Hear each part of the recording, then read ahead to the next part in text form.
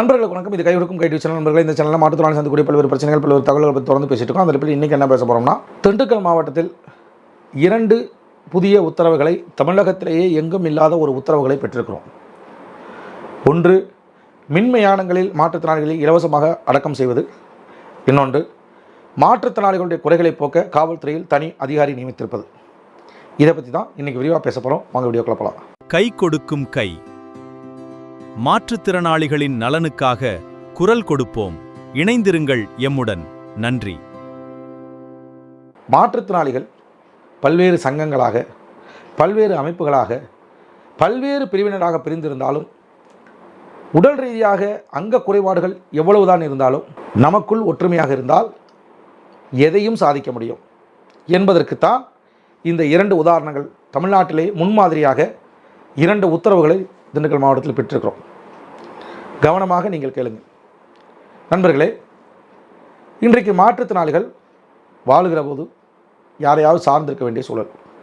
அதிலும் மிக கடுமையாக பாதிக்கப்பட்டவர்களுக்கு துணையாளர் இல்லை என்றால் அவர் இல்லை என்கிற நிலைமையில் இருக்கிறோம். இப்படிப்பட்ட சூழ்நிலையில் உணவுக்கும் வேலைவாய்ப்புக்கும் பல்வேறு விஷயங்களும் கிடைக்காமல் வறுமையில் வாடி உழண்டு கொண்டிருக்கிறோம். சரி, உயிரோடு இருக்கும்போது தான் இவ்வளோ கஷ்டத்தை அனுபவித்தோம்.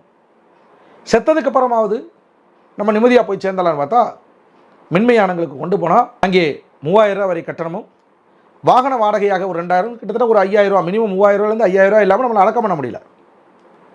அப்போ இப்படிப்பட்ட சூழ்நிலையில் தான் நம்முடைய தமிழ்நாடு அனைத்துவகை மாற்றுத்திறனாளிகள் சங்கத்தின் சார்பில் கடந்த 1.5 ஆண்டுகளுக்கு முன்னதாக மாவட்ட ஆட்சியிடம் ஒரு கோரிக்கை வைத்தோம். மாற்றுத்திறனாளிகள் இருக்கும்போது பல்வேறு துன்பங்களை அனுபவிக்கிறார்கள்.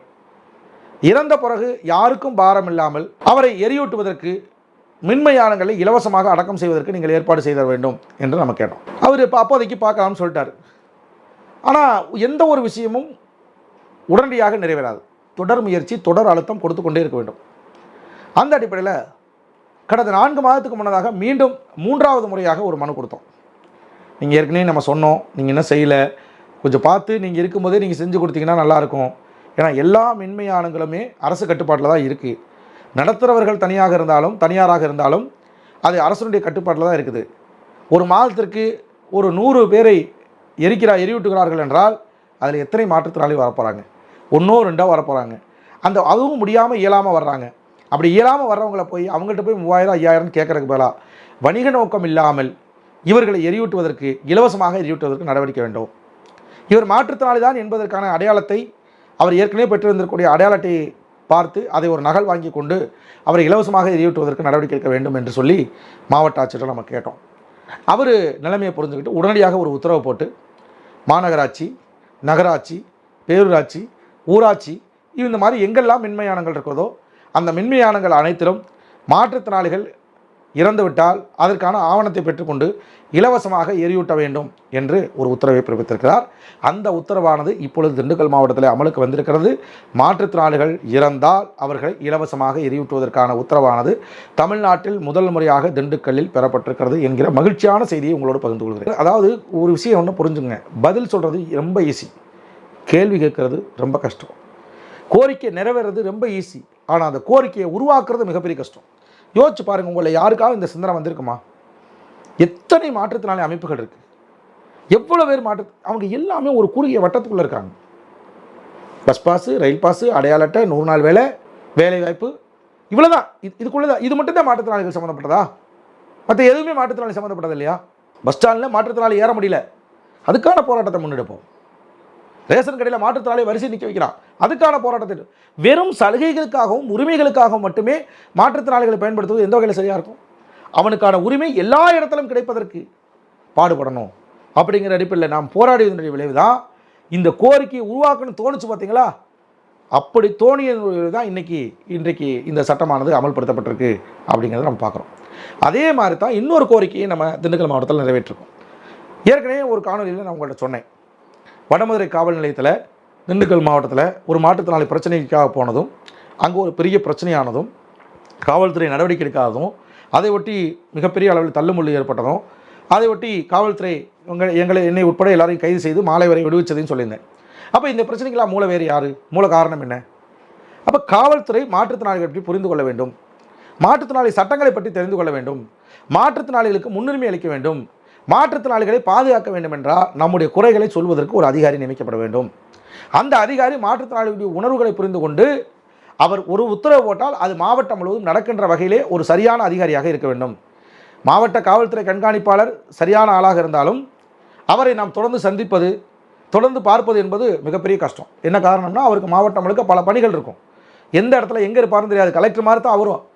அப்போ அவருக்கு கீழே திண்டுக்கல் மண்டலத்தில், திண்டுக்கல் மாவட்டத்திலேயே ஒருத்தர் இருக்கக்கூடிய ஆள், திண்டுக்கல் மாவட்ட தலைமையிலேயே ஒரு ஆள் இருக்கக்கூடியவராக மாற்றுத்திறனாளிகளுடைய உணர்வுகளை புரிந்து கொண்டு செயல்படக்கூடிய ஒரு நபர் மாற்றுத்திறனாளிகளுக்கான குறைகளை தீர்க்கின்ற வகையில் சிறப்பு அதிகாரியாக நியமிக்கப்பட வேண்டும் அப்படிங்கிற கோரிக்கையை உருவாக்கி நாம் கொண்டு போய் மாவட்ட ஆட்சியர்கிட்ட கொடுத்தோம்.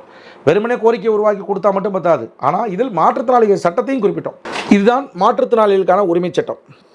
மாற்றுத்திறனாளிகளுக்கான உரிமை சட்டம் இது தமிழ்நாட்டில் மாற்றுத்திறனாளின்னு சொல்கிறாங்க. இந்திய அளவில் ஊனமுற்றோர் தான் இன்றைக்கு வரைக்கும் சொல்லிட்டு இருக்காங்க. ஊனமுற்றோர் உரிமை சட்டம் 2016 அதனுடைய பிரிவு 23வது பிரிவு என்ன சொல்லுது அப்படின்னா, குறைதீர் அதிகாரியை நியமித்தல். அதாவது ஒவ்வொரு அரசு நிறுவனத்திலும் குறைதீர் அதிகாரி நியமிக்கப்பட வேண்டும். அவர் எந்த ஒரு பாதிக்கப்பட்ட நபரும், குறிப்பாக மாற்றுத்திறனாளிகளும் இந்த குறைதீர் அதிகாரியிடம் புகார் செய்யலாம். இந்த பிரச்சனை குறித்து விசாரணை செய்து அவர் உரிய நடவடிக்கை எடுக்க வேண்டும். அதேபோல் இந்த புகாரை பதிவு செய்வதோடு இந்த குறைகளை அவர்கள் என்னென்ன குறைகள் சொல்கிறார்களோ அதை பராமரிப்பதோடு ஒவ்வொரு புகாரின் மீதும் 2 வாரத்திற்குள் நடவடிக்கை வேண்டும். அதேபோல் பாதிக்கப்பட்ட நபருக்கு புகார் மீது எடுக்கப்பட்ட நடவடிக்கை திருப்தி இல்லை என்றால் அவர் மாவட்ட அளவிலான இந்த புகார் மையத்தை அணுகலாம் அப்படின்னு சொல்லி மாற்றுத்திறனாளிகள் சட்டம் 23 சொல்லுது. இந்த மாதிரி எல்லா அரசு துறைகளிலும் குறைதீர் அதிகாரி நியமிக்கப்பட வேண்டும் சொல்லி இந்த சட்டத்தை பயன்படுத்தி மாவட்ட காவல்துறை கண்காணிப்பாளர்கிட்ட நாங்கள் புகார் சொன்னோம்.